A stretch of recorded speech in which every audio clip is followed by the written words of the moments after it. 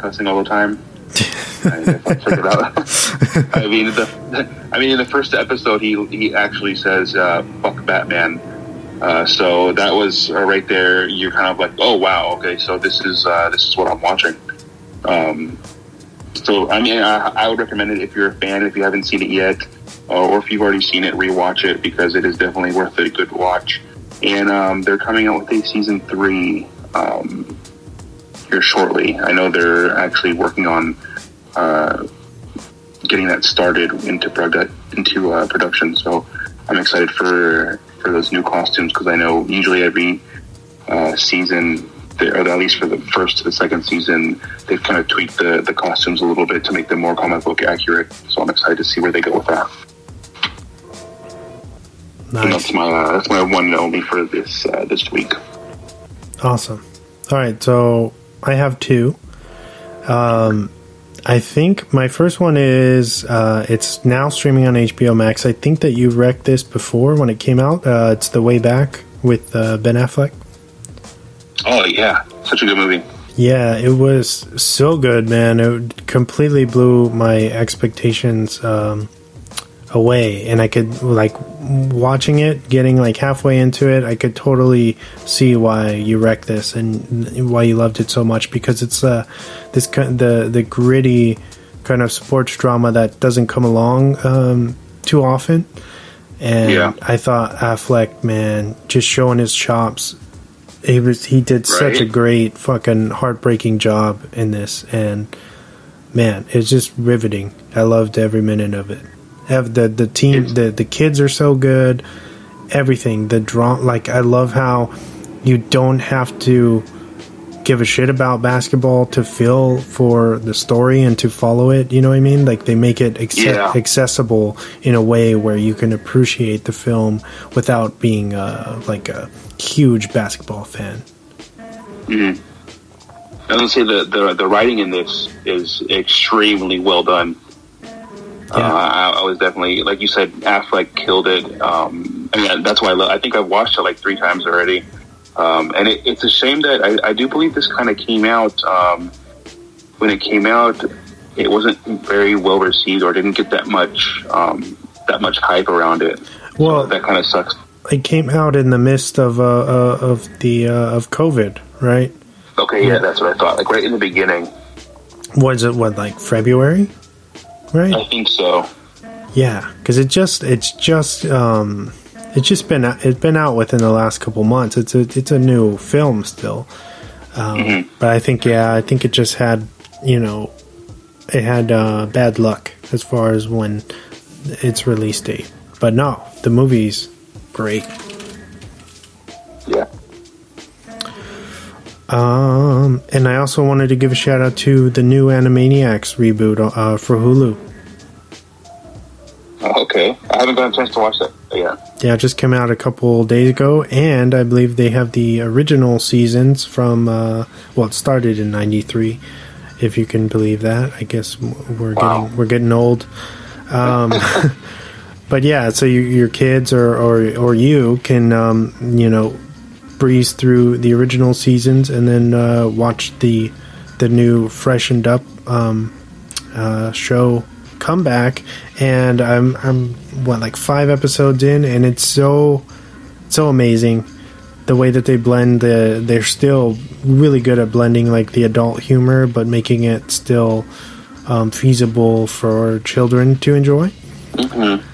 Man, the jabs that they take at people, it's insane. They had an episode where it's just like they had a huge, and I'm not kidding, like a Trump like troll monster. Oh my god. Yeah. I have to watch it now. I have to. Yeah, and it's just an orange big Trump monster. When I saw that, I could not believe that I was just like, oh, they just don't give a fuck. Like, oh. Yeah, amazing. That's cool. Animaniacs on Hulu right now. Check it out. I'm sure you won't be disappointed. And that'll move us into our main focus, if you're ready. Do it. 5, 4, 3, 2, 1. And now for the movie focus of the week. So, this week is my pick, which is it's funny because nobody came to do the show except for James. We're talking about The Dirties. It's from 2013. It's a mockumentary. Runs at a really fast 1 hour and 23 minutes, and it's got a smooth 81 on Rotten. Directed by Matthew Johnson, written by Matthew Johnson, Josh Bowles, and Evan Morgan. Starring Matt Johnson, Owen Williams, Krista Madison, Shailene Garnett, Alan Delane, and Jay McCarroll.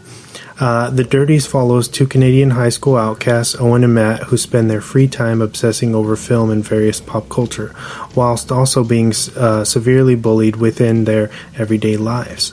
They then decide to shoot a student film in which they get ultimate revenge on their abusers. However, as circumstances get complicated, the line between reality and fiction begins to blur. This extremely divisive film is shot to be viewed as a found footage piece, even going as far as putting a title card at the top stating that nothing has been changed out of the respect for their families.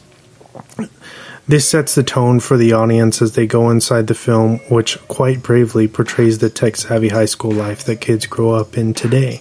It tackles both the tragic derailment of a lifelong friendship between our two main characters, while seamlessly blending black humor, numerous pop culture references, and the all-too-real feeling of being bullied for simply being who you are.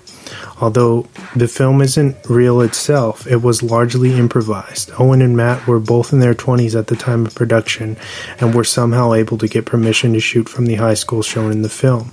They then posed as new students, with most of the kids unaware that they were being filmed at the time. This is why it feels so close to home and disturbing, as most of the interactions happening on screen are in fact genuine. It would be easier for a viewer to misconstrue what the film is trying to actually say once it has ended. It's not merely blaming movies and pop culture for school violence and mass shootings. Instead, it's digging a bit deeper, asking questions about alienation and the fact that people are oblivious to one's mental health until it's too late. So I say this: let's stop the senseless bullying. Listen to your friends, respect who they choose to be in life. If you think something might be wrong, go the extra mile to get them help. Most parents and older people seem to think because you're a kid who doesn't have to work, you must have it easy. And as we ourselves grow older, we forget how tough the public school system can be on someone's often fragile psyche. Thank you. Yeah, that was very well put. Thanks, man. I appreciate it. Man, what a pick this was. Right? What a pick! It's a shame that we don't have anyone else on here to talk about it with. But I mean, I'm happy to talk about it with you. Yeah. But I mean, this was. Well, I actually want to ask you a question. Why did you feel that this was a necessary movie for us to watch and review? And hopefully some listeners out there who haven't seen this actually got intrigued and wanted to watch this. Well, why do you feel like this is such an important movie for us to watch? All right. Well, I feel like the school shootings are a taboo subject. There's not very many films. You can count them on your hand as far as depictions of this. It's not something that's everybody is afraid to do it. So when this came out, it was very intriguing, and the way that they did it, I feel like it just makes sense, and I think it's a necessary conversation piece, which is why, like, I felt like this type of movie, this movie is the perfect film to review on a podcast, because you can, I think you can talk about it in a myriad of ways, essentially, as long as you care to. But yeah, I just thought it was it's a very important film, and I think that it's never going to, how do you say, like, I don't think it's going to get old, or things are going to change. Like, these problems are going to keep happening, you know, and it's because people want to sweep things like this under the rug, or they want to ignore them, or pretend like they don't exist, and I feel like that kind of behavior is why tragedies happen. You know what I mean? Mm-hmm. So anyway, yeah, that's why I wanted to pick it. I just thought it was it's so original, and the way that it's shot, like guerrilla style, and the fact that they were even able to pull this off the way that they did is a miracle, in my opinion. I have no idea how they did it, but yeah. And since the first time I saw this, I fell in love with it because, and not to scare anybody, but I feel like, and I think you can relate to this too, but I kind of identify as our like two main characters, because that's how we are. That's how we live our lives, you know, not saying that we're psychopaths or anything, of course, but I feel like the addiction to pop culture and films and living our life a certain way falls in line with this film. So it's very interesting. Yeah. Yeah, I can definitely agree with that. I mean,